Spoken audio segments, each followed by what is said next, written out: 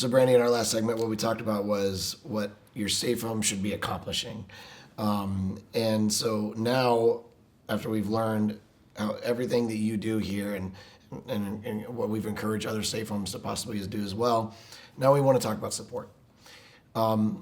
Naturally, when someone hears support, they think, all right, here comes the ask for finances, right? Well, you're doggone right we are. It takes a lot of money to do this. But you've shared throughout these segments, the type of support you get is more than just finances. Yes.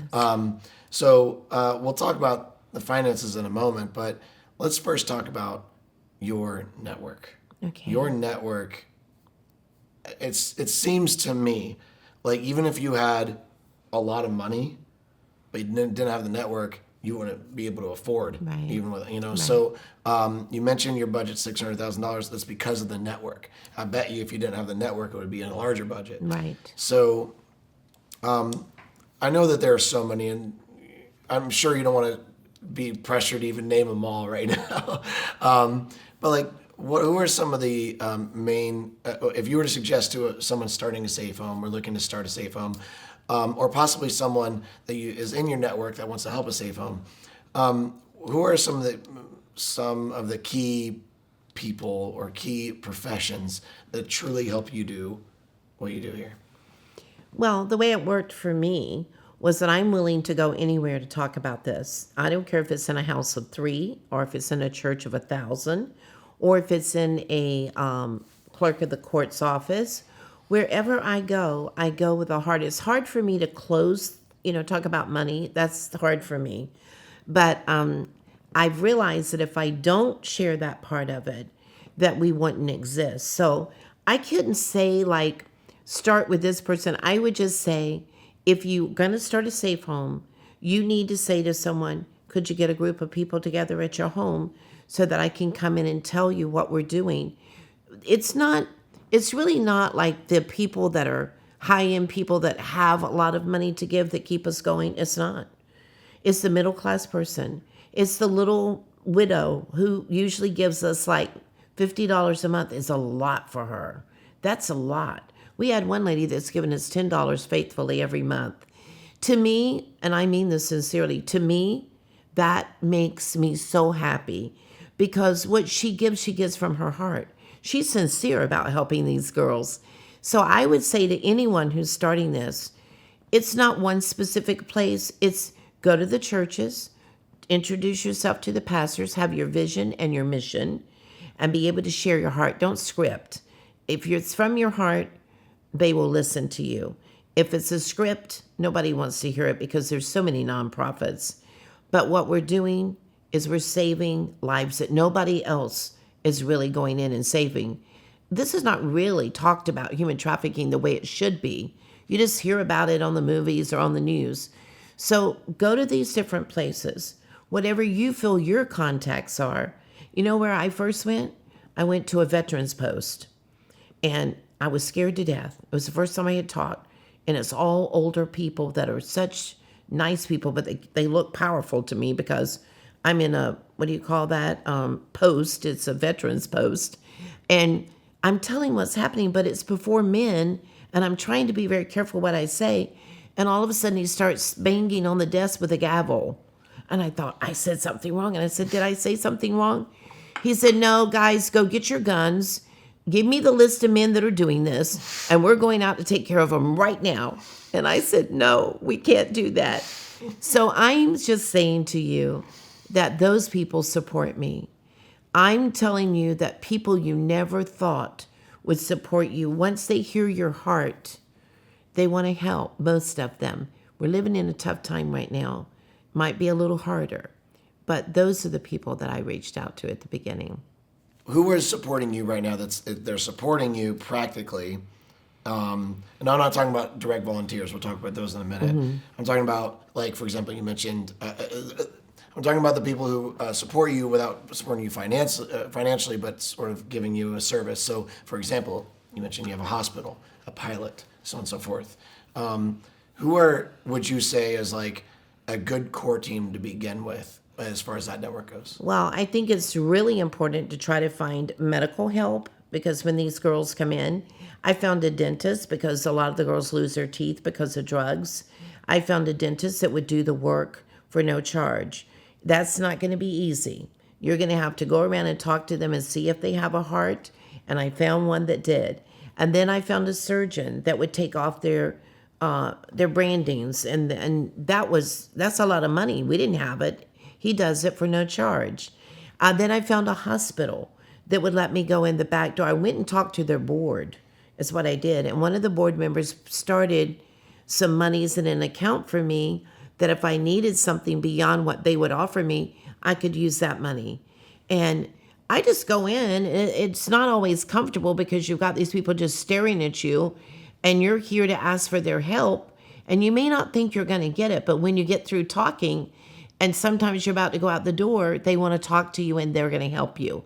So hospitals and dentists. Then I need someone for glasses. Most of their eyes were bad. So we went to different eye doctors and found eye doctors that would give us that. And listen to this. This is so wonderful. We needed over-the-counter meds. We went to a pharmacist. Now they'll give us 3 times a year all the hygiene products we need. They give to us like our ibuprofen and Advil and private hygiene products for the women. They just load us up. And this is a pharmacist. And so, when you start to see what the girls need is what triggers you to know where you need to go and get this support. And so I would say not just the things they need, but I went to people to see where can we have fun. You want to do some things for the girls that's fun, but you got to make sure you can trust the person. If you want to take them out on a charter boat, if you want to take them to the beach and maybe there's a restaurant by that would give you food that for them. So there is opportunities out there. And then, of course, the churches. I don't have a lot of them, but the ones that support me, they're wonderful to me. They help me decorate. They help me get this couch. They help me with different things that I need. And there's certain ones of these churches, man, I could not live without them. They are just wonderful. I want to use this moment to say that the U.S. Institute has a strategy for churches to truly get involved with safe homes. And it kind of has to do with this topic. Marketing a safe home is much different than marketing any kind of other nonprofit ministry. Mm-hmm. You're trying to be secretive. The more exposure you have, the harder it is for you to do what you do. Right. Which is kind of like a catch-22 in a way, right? Which is why if there is a church that supports a safe home, I actually put it on them more to network to other churches to share the safe home they support. Wow. If I think about a church that supports you, I would want them to reach out to 10 churches nearby and say, do you support a safe home? If they do, awesome, thank you. Move on to the next one. Do you support a safe home? No, I don't know of any. Got it. Right? It's harder for a church to find a safe home to support than it is for a church that's already supporting a safe home to contact them and say, hey, are you supporting a safe home? We're talking to pastors. We're talking to church leaders who simply, as part of their job, can share, hey, this is part of us ministering to our city, our sphere of influence. So I want to implore any church, any congregants who's listening to this right now, use your network. Use your network of Christians. Use your network of those who said, Jesus said, go help the poor, go help the need, go help those who are suffering. This is your moment. So you go support a safe home is literally doing that direct work. That's going to be way better than you grabbing a gun and doing something about it. Yes, yes. I know we've seen in the movies that help motivate us on the awareness, and we're thankful for that. But if you can't take your phone to call just another church to say, hey, are you doing this? Can you consider doing this with us? To at least make that call to action, then what good are you going to do in rescuing even one child? So I just want to implore that we need to gather around the support, and that's just a practical way of doing that. And that's something from the U.S. Institute. Is we've talked, like, here's a good strategy on how the church can help. And by the way, let's say you're not a church. It could be a business, could be a friend, could be a family. Either way, a safe home is supposed to be, it's not for like this safe home for all of Florida. You are a safe home in Brevard County. I would argue that you need multiple safe homes in Brevard County. Yes. Let's start off with one safe home a county, just for now. But we're not even close to that for how many safe homes we have. So when it comes to supporting, we start there, of growing that network around you to make it easier for you to say, all right, here's the help I need, and for others to get involved with that. They shouldn't be putting that on you to go find the help. You're here to help victims become survivors. Everyone else can be helping around the other things. And so what I want to encourage everyone to do is do that for any safe home. If you don't know of one, I promise you can find somebody. And if you can't at all, start here. Here's one, Life Recaptured. Everyone can support something. And so now going into that network, I'm sure that if all of a sudden you got flooded with thousands of people who are like, I want to help you, they probably want to help come and volunteer here, right? I'm ready for you to share the hard truth when it comes to volunteering at safe homes. It's needed, but there are a lot of limitations to it. Can I also add to Jeremy what you Yeah. just said, which really moved me? Thank you. You don't know how much I prayed for what you just said. We are vetted by the school board, by the courts, by the clerk of the courts. When you're vetted by them, they go all the way back to when you're in your mother's womb. So when you work with the police department, they vet you. So if you're thinking of giving to us, and someone may say, oh, how can you trust them? You can trust us because we've been vetted. And when we have been vetted and cleared and they see that we're doing something, then that should give you a movement to go forward. So you said about volunteers. Wow, do we need volunteers? Can I first say I covet praying people that will pray for us. I believe, Jeremy, and people have said this over and over, we did so much in the first 2 years, it couldn't have happened without God. People tell us all the time, how did you grow this big in such a short time and do everything you're doing? I'm telling you right now, it was God. And yes, people helped us, but those people were led by God. For me, advocates need to understand that coming in this, they're going to be like me, most of them. You're not going to really understand what trafficking is. You just have a heart for it. But if you have that heart for it, I can train you. But you must go through the training to see which area you fit in. We have different entities that you can help in, but you don't need to be offended if you do. My CI agents that would interview you and feel that you wouldn't fit in the safe house, it's just because we don't want you to be hurt or the survivor to be hurt because you don't know how to handle a situation. And sometimes people are just so kind, they can't do this. But there's so many different areas that we need advocates, we need transportation people, we need social media, we need people for the lawn service, we need people in the medical profession, we need more school teachers. We need so many things because not always do you have volunteers to stay with you. They may have to go on vacation, you've planned them on the schedule, and all of a sudden they're gone. We need backup people because these women can't just come and sit. They want to know what's our schedule and are we going to stick to it? Or, just like you said earlier, someone said they didn't feel that they were getting anything that was valuable to them. They want to know what they're doing while they're here is meaning something to their life. So when you want to come and volunteer with me, I am so happy about that. But you need to come in understanding that wherever you fit in, you have to be trained, signed an NDA form, and you have to be fingerprinted, and you have to be willing to really work at what you're doing. And sometimes you might get denied something you want to be doing, such as working directly with the survivors. That's a lot of vetting that goes on, and not everyone is ready to do it. Right. Sometimes they'll start, and then they realize they can't do it because of the heaviness of the trauma that they're being subjected to every day. It affects their life. and it will affect your life. It affects mine. And so you got to just be willing to say, this is for me or it's not for me. Now we have 2 directors instead of 1, because when you have one that is just loving them but doesn't know how to carry out the boundaries part, now we've learned from that. We have 2 directors. They balance each other out. One is accountable to the other. So if one is much more loving and administrative, this one over here on this side can be tough love, but still good, helping them to balance out. A lot involved in bringing in all of your volunteers. And we do get in-kind service for that. We get, we can write down everything for community help.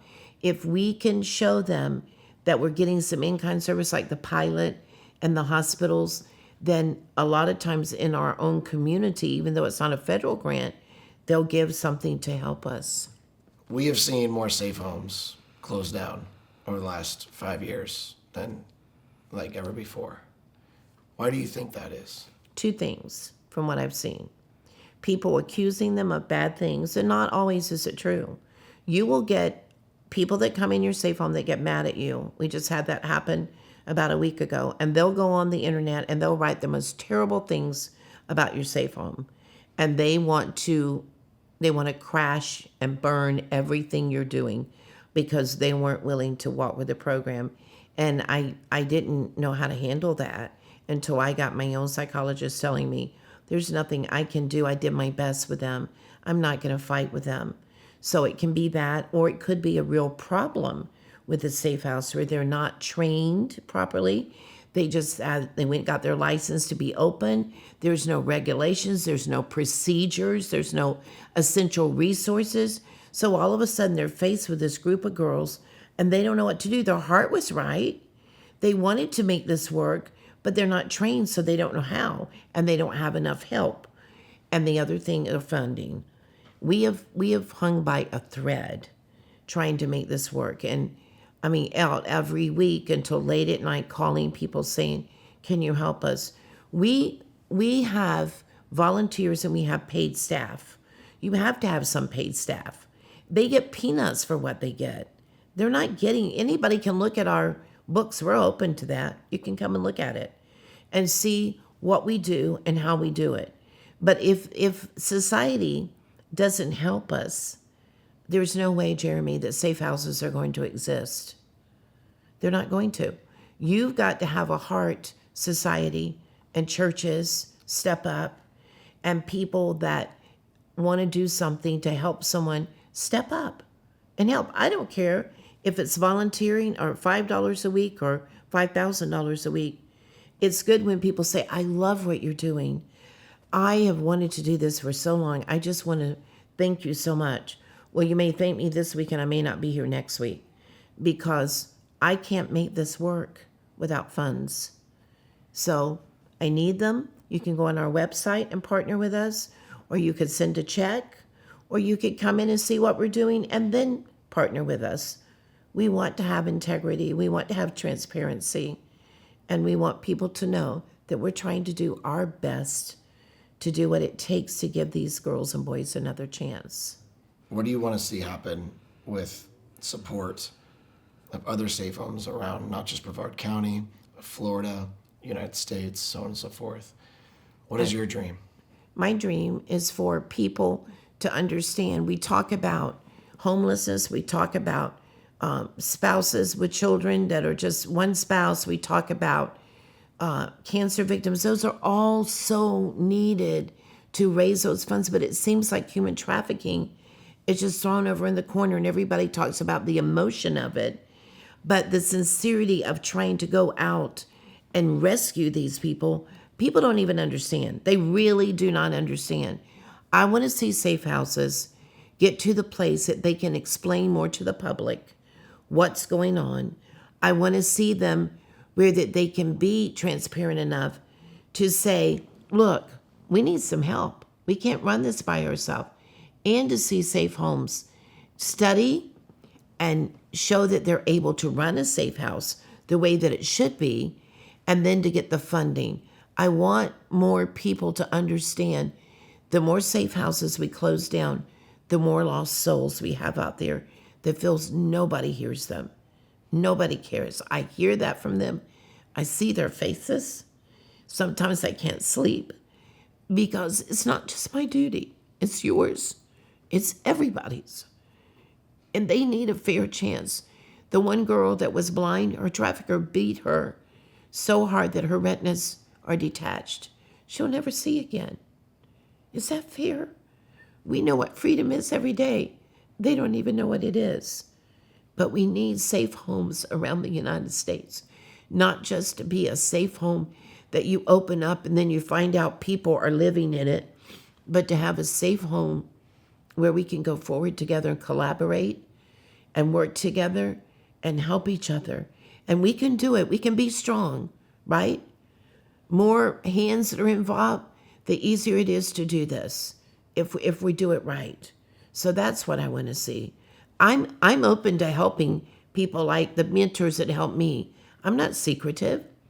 I don't want to just be, look at my safe house. Let's all do it. Maybe mine's not perfect. Maybe yours is great and I can learn something from you that is so remarkable for your success. I want it. Will you share it with me? Maybe something you see, you can come down and stay in my safe house and we can collaborate together and go, what do we need to do to make this more successful for all of these girls and boys across the United States of America? And we can do it. We can do it. If people like you keep getting out there what the real issues are, start with a foundation of knowing what you're doing. And then the next level, getting the people that are loyal, the people that want to really do it, and then the people that will fund what you're doing. If you have those three levels, for me, it's Christ also. But if you have those three foundations, you will be successful. Thank you, Brandy. Thank you for your time. Thank you for what you're doing. And thank you for living a Christ-centered life that puts his creation above yours. Thank you. Thank you for following us in this series. If you'd like to learn more about Brandy and their ministry, Life Recaptured, you can visit their website at liferecaptured.org. At the U.S. Institute, we are always looking for more ways to support safe homes throughout the country. But please, don't just wait on our efforts. As we mentioned in our strategy, begin by simply calling your own network. Call a church near you that supports their safe home. If they don't support a safe home, call them back once you find one. Find a way to gather multiple businesses, churches, and individuals around a safe home. There are not nearly enough safe homes, and the ones that exist are greatly needing help. They truly only exist through people like Brandy, who simply forfeit their salary or any other expenses that they can.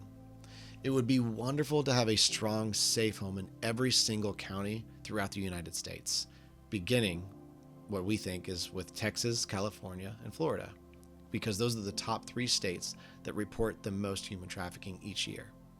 If you are interested in beginning a safe home, please begin the research and proper education. A great resource to begin with is Life Recaptured, or you could always contact their mentor, Selah Freedom. Both of these sources provide consultation to direct service providers. We also want to encourage talking with your local law enforcement. That's the same thing that Brandy did. It is our goal at the U.S. Institute to introduce ideas and strategies to end human trafficking. This is your first step, learning. The next step is engaging with what you have learned, which is often the next step of education. We can all do something, so our call to action from this series is to do at least one of these 3 things. Number 1 is to start the process of launching a safe home. This is a big one, but if you can relate to Brandy and her story, then please follow the calling and move forward with the education, the wisdom, and the discernment. Number 2 is to support a safe home. Use the strategy we discussed by finding a safe home in your area and ask others to support them.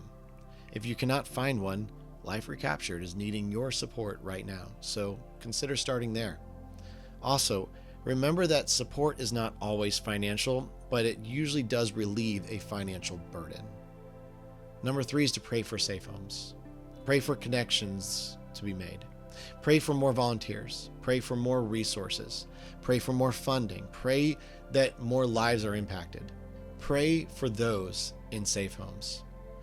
As Christ has commanded us to bring our prayers to him, let us bring this daily, as Jesus is our true hope. Let's lean on God and use the gifts he's bestowed upon us to further his kingdom. Thank you, guys.